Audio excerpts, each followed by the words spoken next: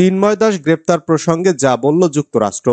এবার মার্কিন পররাষ্ট্র দপ্তরের প্রেস ব্রিফিংয়ে উঠেছে বাংলাদেশ সম্মিলিত সনাতনী জাগরণ জোটের মুখপাত্র ও সাবেক ইসকন নেতা চিন্ময় কৃষ্ণ দাসকে গ্রেপ্তারের বিষয়টি।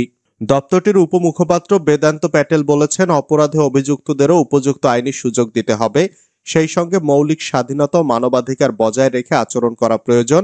স্থানীয় সময় মঙ্গলবার নিয়মিত এ প্রেস ব্রিফিংয়ে কথা বলেন বেদান্ত প্যাটেল। এতে এক সাংবাদিক বাংলাদেশে হিন্দুদের বিরুদ্ধে কথিত সহিংসতার কথা উল্লেখ করে যুক্তরাষ্ট্রের পক্ষ থেকে সমাধান করার কোনো পরিকল্পনা আছে কিনা জানতে চান। জবাবে বেদান্ত প্যাটেল বলেন, যেসব দেশের সঙ্গে আমাদের সম্পর্ক রয়েছে তাদের প্রতিটি সরকারের সঙ্গে আমরা সামঞ্জস্যপূর্ণভাবে কাজ করি। আমরা বারবার স্পষ্ট করেছি, ধর্মীয় স্বাধীনতা ও মৌলিক মানবাধিকারের প্রতি শ্রদ্ধাশীল হওয়া দরকার। ধর্মীয় স্বাধীনতা ও মৌলিক মানবাধিকারের প্রতি শ্রদ্ধাশীল হওয়া দরকার। যে কোনো ধরনের প্রতিবাদও শান্তিপূর্ণ হওয়া উচিত এবং যে কোনো ধরনের ক্র্যাকডাউন, এমনকি ক্র্যাকডাউন না হলেও সব দেশের সরকারকে আইনের শাসনকে সম্মান করতে হবে, আর তার অংশ হিসেবে মৌলিক মানবাধিকারকেও সম্মান করতে হবে। আর এই বিষয়ে আমরা জোর দেওয়া অব্যাহত রাখব। পরে ওই সাংবাদিক চিন্ময় কৃষ্ণ দাসের গ্রেপ্তারের প্রসঙ্গে বলেন, চিন্ময় দাস ব্রহ্মচারী, বাংলাদেশে ইসকনের নেতা। অন্যদিকে ইউএস ন্যাশনাল ইন্টেলিজেন্সের প্রস্তাবিত পরিচালক তুলসী গ্যাবার্ডো ইসকন সদস্য। চিন্ময় দাসকে বেআইনিভাবে গ্রেপ্তার করা হয়েছে, কারাগারে রাখা হয়েছে। এমনকি বাংলাদেশের কোনো আইনজীবী চিন্ময় কৃষ্ণ দাসের পক্ষে দাঁড়াতে রাজি নন, কারণ তার আইনজীবীকে মারধর করে হাসপাতালে পাঠানো হয়েছে। এ বিষয়ে আপনারা কি কোনো ব্যবস্থা নেবেন? জবাবে বেদান্ত প্যাটেল বলেন, আমার কাছে এই মামলার বিস্তারিত তথ্য নেই, কিন্তু আবারও বলবো, আমরা জোর দিয়ে যাচ্ছি, যারা অপরাধে অভিযুক্ত তাদেরও উপযুক্ত আইনি প্রতিনিধিত্ব করতে দিতে হবে ও মৌলিক স্বাধীনতা ও মানবাধিকার রক্ষা করতে হবে। রাষ্ট্রদ্রোহ একাধিক মামলায় 25 নভেম্বর বিকেলে ঢাকা থেকে চট্টগ্রাম যাওয়ার সময় হযরত শাহজালাল আন্তর্জাতিক বিমানবন্দর থেকে ইসকনের সাবেক সংগঠক চিন্ময় কৃষ্ণ দাসকে গ্রেপ্তার করে পুলিশের বিশেষায়িত গোয়েন্দা শাখা। এটা কোন ধরনের প্রতিবেশী সুলভ আচরণ? ভারতের আচরণ প্রসঙ্গে মির্জা ফখরুল। বাংলাদেশের স্বাধীনতা ও সার্বভৌমত্বের প্রশ্নে দেশের সব রাজনৈতিক দলকে ঐক্যবদ্ধ হওয়ার আহ্বান জানিয়েছেন বিএনপির মহাসচিব মির্জা ফখরুল ইসলাম আলমগীর। ভারতের নানা আচরণ প্রসঙ্গে টেনে তিনি প্রশ্ন করেন, এটা কোন ধরনের বন্ধুত্ব, এটা কোন ধরনের প্রতিবেশী সুলভ আচরণ? স্থানীয় সময় গতকাল মঙ্গলবার সন্ধ্যায় যুক্তরাষ্ট্রের ইস্ট লন্ডনের রয়্যাল রিজেন্সি হলে আয়োজিত এক সমাবেশে প্রধান অতিথির বক্তব্যে মির্জা ফখরুল একথা বলেন। সমাবেশের আয়োজক যুক্তরাজ্য বিএনপি। ভারতের আগরতলায় বাংলাদেশের সহকারী হাইকমিশনে হামলা, পতাকা নামিয়ে আগুন দেওয়া, কলকাতায় বাংলাদেশ উপ হাইকমিশনের সামনে সহিংস বিক্ষোভ, সিলেট ও বেনাপোল সীমান্ত দিয়ে উগ্রবাদী ভারতীয়দের বাংলাদেশে প্রবেশের চেষ্টার প্রতিবাদ জানান যুক্তরাজ্য সফররত বিএনপির মহাসচিব। তিনি বলেন, এটা কোন ধরনের বন্ধুত্ব, এটা কোন ধরনের প্রতিবেশী সুলভ আচরণ? বাংলাদেশে সংখ্যালঘু নির্যাতন হচ্ছে এমন একটি মিথ্যা ও বিভ্রান্তিকর তথ্য ছড়িয়ে বাংলাদেশের সার্বভৌমত্বকে হুমকির মুখে ফেলার চেষ্টা করা হচ্ছে। মির্জা ফখরুল বলেন, শেখ হাসিনা গত 15 বছরে 20,000 মানুষকে হত্যা করেছেন, শত শত মানুষকে গুম করেছেন। সেই শেখ হাসিনাকে আশ্রয় দিয়েছে ভারত। শেখ হাসিনা ভারতে বসে বাংলাদেশের জনগণের বিরুদ্ধে তার দলবল নিয়ে চক্রান্তে লিপ্ত হয়েছেন। ভারতকে বাংলাদেশের সবচেয়ে বড় প্রতিবেশী ও বন্ধু উল্লেখ করে মির্জা ফখরুল বলেন, 1971 সালের মহান মুক্তিযুদ্ধের সময় তারা আমাদের সাহায্য করেছে।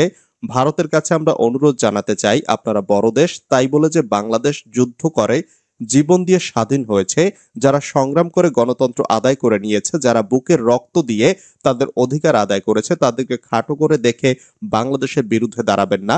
বাংলাদেশের মানুষ কখনোই তা মেনে নেবে না। 10 দিন আগে বাংলাদেশে অনুপ্রবেশ, সীমান্তে ভারতীয় নাগরিক আটক।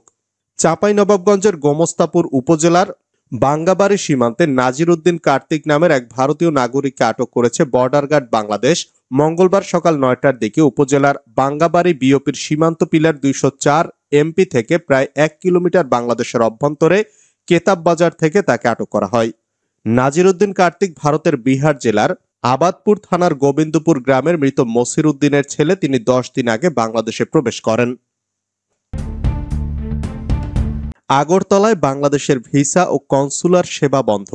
ভারতের ত্রিপুরার রাজ্যের রাজধানী আগরতলায় বাংলাদেশ সহকারী হাইকমিশনে হামলার পর সেখানে ভিসা ও কনসুলার সেবা অনির্দিষ্টকালের জন্য বন্ধ ঘোষণা করা হয়েছে। মঙ্গলবার আগরতলায় বাংলাদেশ সহকারী হাইকমিশনের দূতাবাস প্রধান মোহাম্মদ আলামিন স্বাক্ষরিত এক বিজ্ঞপ্তিতে এ তথ্য জানানো হয়েছে। এতে বলা হয়েছে, নিরাপত্তাহীনতাজনিত অবস্থার প্রেক্ষাপটে পরবর্তী নির্দেশ না দেওয়া পর্যন্ত বাংলাদেশ সহকারী হাইকমিশন আগরতলাতে সকল প্রকার ভিসা ও কনসুলার সেবা কার্যক্রম বন্ধ থাকবে। বাংলাদেশের সম্মিলিত সনাতনী জাগরণ জোটের মুখপাত্র চিন্ময় কৃষ্ণদাস ব্রহ্মচারীকে গ্রেপ্তারের প্রতিবাদে সোমবার আগরতলায় বাংলাদেশ সহকারী হাইকমিশনের সামনে সভা ডেকেছিল হিন্দু সংঘর্ষ সমিতি নামের একটি সংগঠন।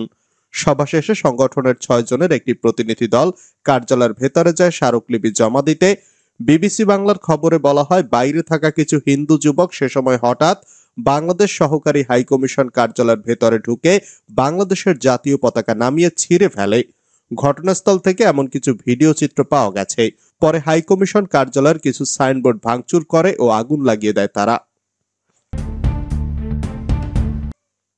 হাসিনার পররাষ্ট্রনীতি এখন আর নেই, ভারতকে স্মরণ করালেন মুশফিক।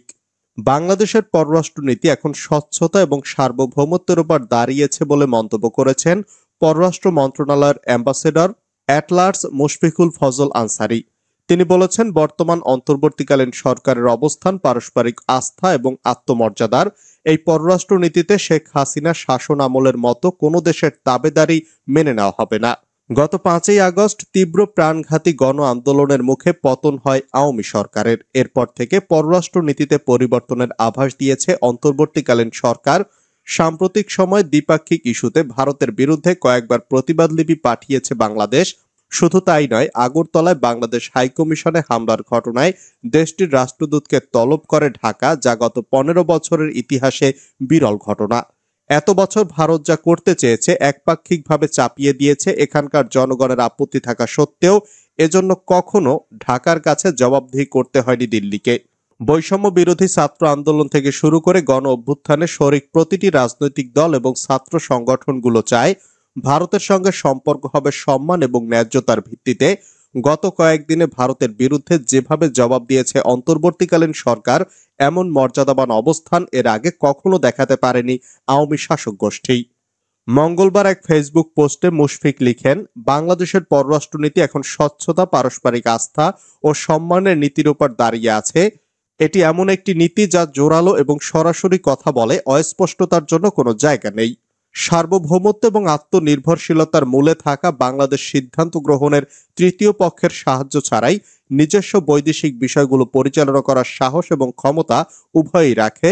পূর্ববর্তী হাসিনা নেতৃত্বাধীন স্বৈরাচারী শাসন আমলে এটি কারো অধীনে ছিল।